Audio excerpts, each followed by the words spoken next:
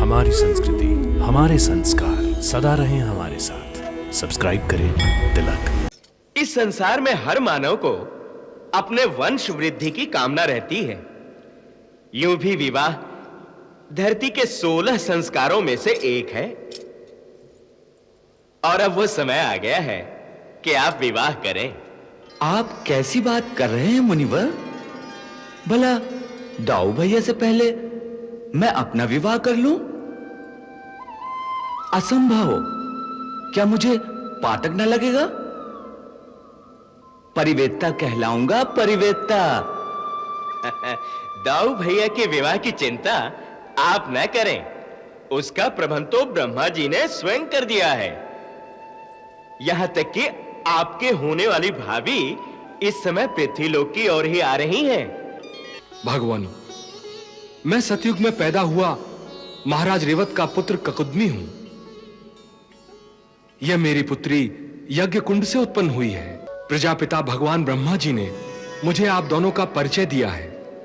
उन्होंने यह आदेश भी दिया है कि मैं अपनी यह पुत्री शेष भगवान को प्रदान करूं, क्योंकि यह आपकी नित्य सहचरी देवी नागमणि के अंश से ही उत्पन्न हुई है। सो हे भगवान शेषनाग, आप मेरी पुत्री का पण ग्रहण करके मुझे कृतार्थ करने की कृपा करें। महाराज, आप सूर्यवंश में उत्पन्न परम सिद्ध पुण्य पुरुष हैं। आपके बारे में नारद जी ने तो हमें पहले ही सूचना दे दी थी। तब से हम दोनों आपकी प्रतीक्षा ही कर रहे थे। आपके वंश के साथ संबंध होना यदुकुल के लिए भी बहुत गौरव की बात है।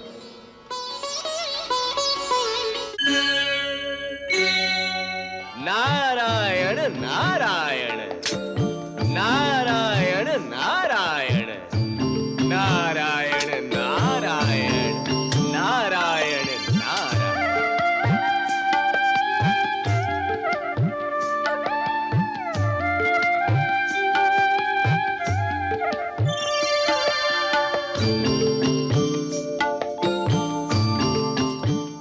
आपका स्वागत है मुनिराज, स्वागत है। द्वारिका की भूमि आपकी चरण धूलि से पवित्र हुई है। आसन ग्रहण करें।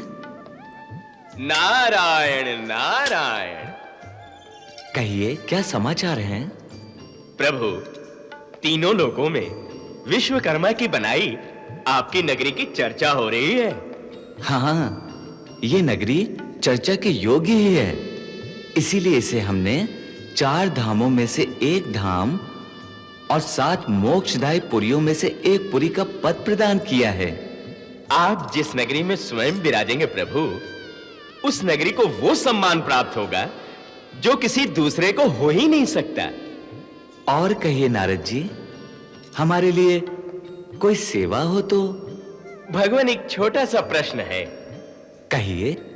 प्रभु, आप हमें यह बताएं कि आप द्वारका की ही समृद्धि में लगे रहेंगे या संसार के और भी कार्य करेंगे? मैं आपका तात्पर्य नहीं समझा मुनिवर। सब कुछ जानते हुए भी नादान बन रहे हैं। ये कैसी लीला है लीलाधर। आप भी सीधा प्रश्न कहां करते हैं मुनिराज? प्रश्न सीधा है भगवान। इस संसार में हर मानव को अपने वंश वृद्धि की कामना रहती है। यूं भी विवाह धरती के 16 संस्कारों में से एक है और अब वो समय आ गया है कि आप विवाह करें। आप कैसी बात कर रहे हैं मुनिवर? भला दाऊ भैया से पहले मैं अपना विवाह कर लूं? असंभव। क्या मुझे पातक न लगेगा? परिवेत्ता कहलाऊंगा, परिवेत्ता। दाऊ भैया के विवाह की चिंता आप न करें, उसका प्रबंध तो ब्रह्मा जी ने स्वयं कर दिया है। यहां तक कि आपके होने वाली भाभी इस समय पृथ्वीलोक की ओर ही आ रही हैं। उनके स्वागत की तैयारी कीजिए भगवान। ये क्या कह रहे हैं मुनिवर? तनिक हमें इतना तो बताइए, कौन आ रहा है, कैसे आ रहा है? सब कुछ जानते हुए भी मुझ ही से सुनना चाहते हैं तो सुनिए। जब मैं ब्रह्मलोक पहुंचा तो मैंने देखा कि आनर्त नंदन सम्राट रेवत के पुत्र महाराज कुकुदमी अपनी पुत्री रेवती के साथ ब्रह्मलोक चले गए। जब वे वहां पहुंचे तो उसी समय मैं भी वहां पहुंचा।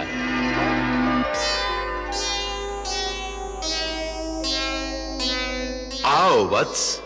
जगत सृष्टा के श्री चरणों में महाराज रेवत के पुत्र ककुदमी का प्रणाम स्वीकार हो। कल्याणमस्तु। कहो, मृत्युलोक से यहां तक आने का कारण क्या है? हे पितामह, मेरी यह पुत्री यज्ञ कुंड से उत्पन्न हुई है। इस दिव्य कन्या के योग्य कोई भी वर मुझे सारी पृथ्वी में दिखाई नहीं दिया। इसीलिए आपकी सेवा में यह पूछने आया हूं कि इसके योग्य वर मुझे किस लोक में मिलेगा और वो कौन है? इसका वर तुम्हें पृथ्वीलोक में ही मिलेगा। परंतु पितामह, वहां तो कोई भी राजकुमार या राजा मुझे इसके योग्य दिखाई नहीं दिया। तुम जिन राजकुमारों की और राजाओं की बात कर रहे हो, उनमें से कोई भी इस समय पृथ्वी पर जीवित नहीं है। मैं समझा नहीं पितामह। वत्स, मृत्युलोक और ब्रह्मलोक की काल की गति अलग अलग होती है। धरा पर काल इतना शीघ्रगामी होता है कि ब्रह्मलोक के एक दिन में पृथ्वी पर कई चतुर्युगियां बीत जाती हैं। सो ब्रह्मालोक में तुमने जो क्षण बिताए हैं, उतने में पृथ्वी पर 3 युग बीत गए हैं। राजन, अब और देर न करो, शीघ्रता से पृथ्वी पर लौट जाओ। तुम्हारे जाने तक वहां द्वापर युग का अंत होने वाला है। उस समय भगवान शेषनाग मनुष्य रूप में अवतार लेकर सर्वेश्वर भगवान श्री कृष्ण के साथ धरती पर लीला कर रहे होंगे। तुम्हारी पुत्री रेवती वास्तव में भगवान शेषनाग की पत्नी और नित्य सहचरी देवी नागलक्ष्मी के अंश से ही मृत्युलोक में अपने पति भगवान अनंत की सेवा में प्रकट हुई है।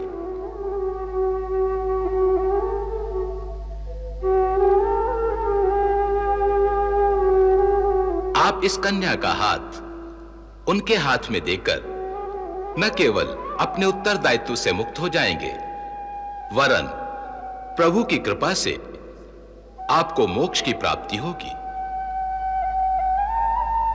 और अनंत भगवान के श्री चरणों में निरंतर वास का अलौकिक सुख मिलेगा।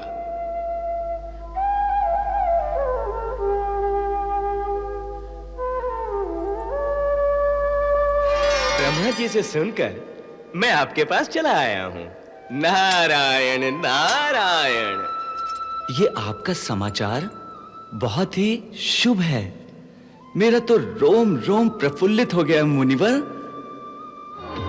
अनंत लोकों की यात्रा करते हुए आपकी भाभी और उनके पिता आकाश मार्ग से होते हुए पृथ्वी लोक की ओर आ रहे हैं। अब आप और दाऊ भैया इनके स्वागत की तैयारी करिए। मैं तो चला। नारायण नारायण। पुत्री, पृथ्वी लोक तो आ गया, किंतु इतनी बड़ी धरती पर भगवान शेषनाग कहां होंगे? हे पिता, आपने तो ऐसी बात कही जैसे कोई ये कहे कि अंधकार में दीपक को कहां ढूंढा जाए। उसका प्रकाश ही उस तक पहुंचने का मार्ग दिखा देता है। इसलिए हे पिता, पृथ्वी को तनिक ध्यान से देखिए तो उनका पता स्वयं ही चल जाएगा। वो देखो पुत्री, वो देखो।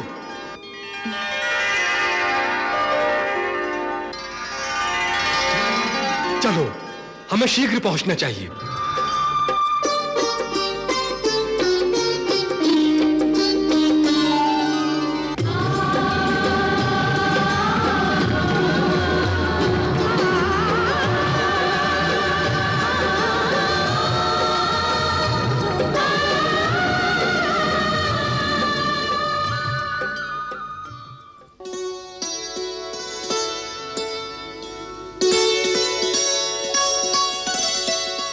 हे सर्वेश्वर भगवान श्री कृष्ण,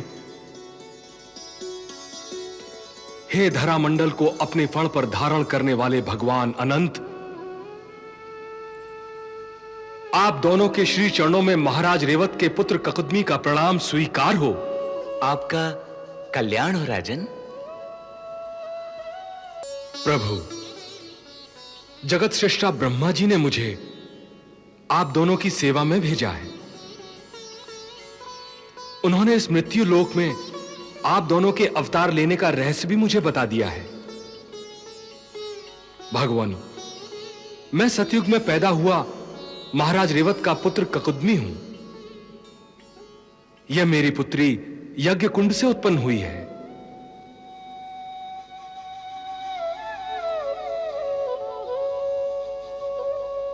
प्रजापिता भगवान ब्रह्मा जी ने मुझे आप दोनों का परिचय दिया है।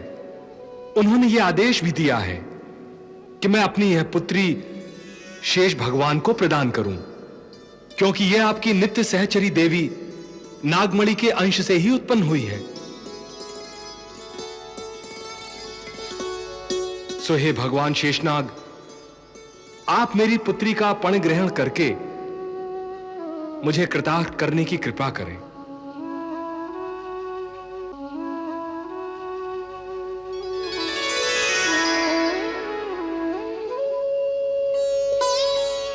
महाराज, आप सूर्यवंश में उत्पन्न परम सिद्ध पुण्य पुरुष हैं। आपके बारे में नारद जी ने तो हमें पहले ही सूचना दे दी थी। तब से हम दोनों आपकी प्रतीक्षा ही कर रहे थे। आपके वंश के साथ संबंध होना यदुकुल के लिए भी बहुत गौरव की बात है। इसलिए मैं अपने अग्रज दाऊ भैया की ओर से इस संबंध को स्वीकार करता हूं। धन्यवाद प्रभु, धन्यवाद। आपने मेरे मन का भार हल्का कर दिया है। हे हलधर, अब आप मेरी पुत्री का हाथ ग्रहण करके मुझे कृतार्थ करने की कृपा करें।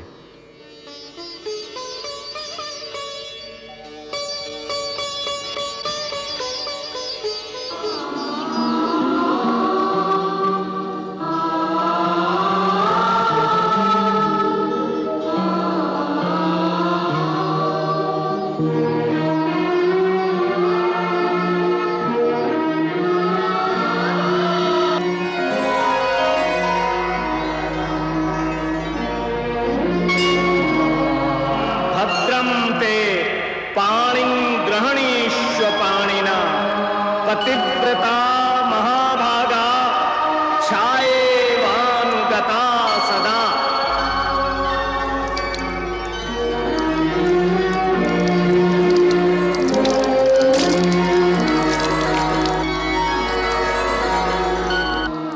आप दोनों दिव्य आत्मा हैं। आपका मिलन पूर्व निश्चित है। फिर भी एक पिता होने के नाते इस कन्यादान के समय पुत्री को विदा करते हुए मैं अपने आंसू नहीं रोक सकता। इसके लिए आप दोनों मुझे क्षमा करें।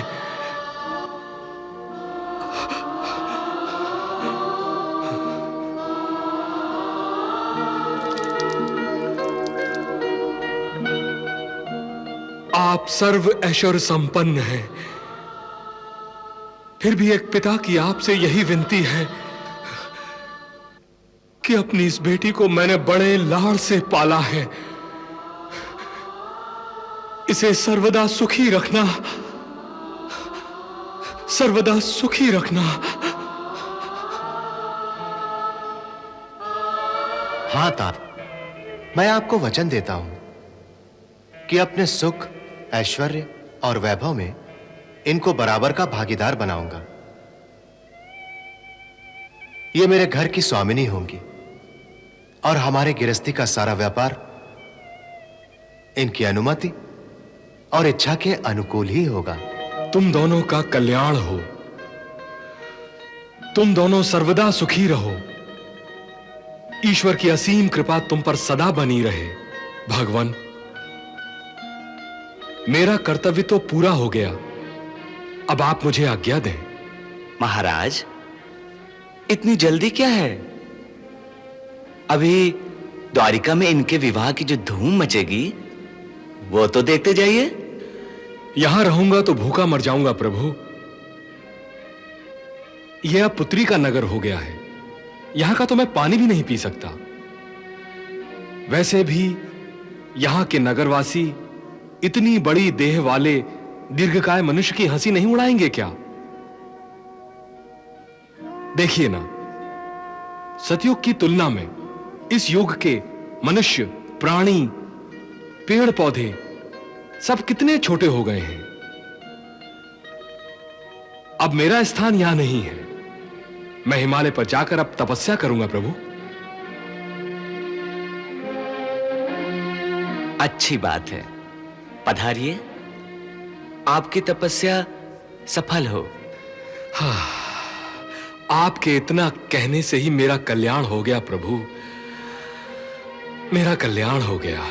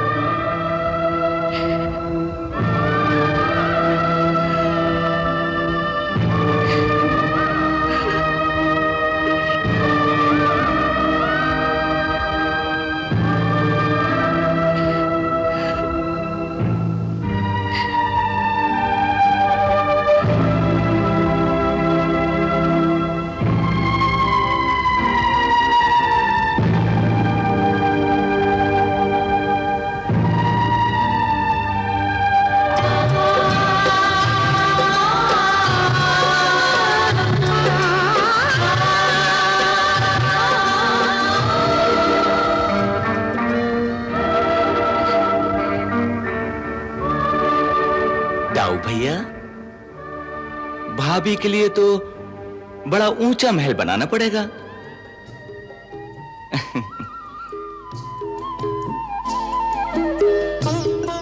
उसकी आवश्यकता नहीं होगी। हम अभी इन्हें सतयुग से द्वापर युग तक ले आते हैं।